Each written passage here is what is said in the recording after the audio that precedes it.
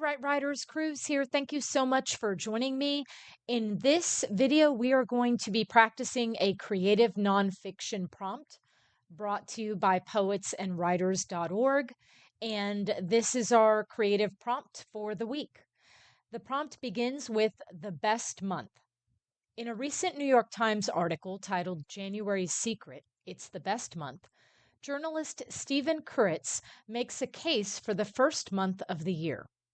Not usually a fan favorite with its short days and cold weather, Kurutz points out the month's many unsung advantages: post holiday relaxation, less crowded streets, the reassuring feeling of getting back into routine, and how the blissfully uneventful stretch of weeks can offer a calming break from social obligations.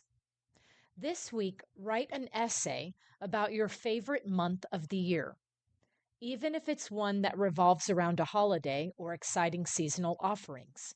Take some time to reflect on the unsung pleasures of the month. So that will be our prompt for this week, Right Writers.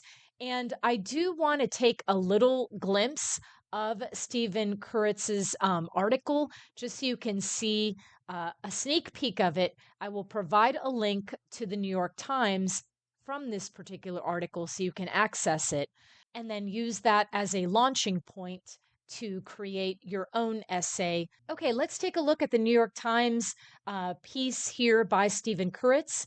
And he starts with January's Secret. It's the best month. Once you see why, you may never want it to end. And then you take a look at his article here. And I'm just going to shrink this a little bit, Right Writers, just so we can kind of see a sneak peek of the beginning. Then I've got an ad underneath that. So he says, consider the plight of January, the sad sack of months.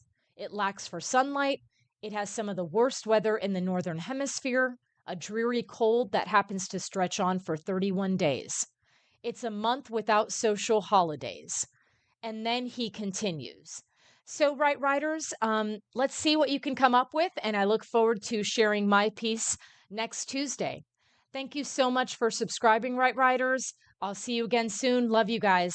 Take care. Bye bye.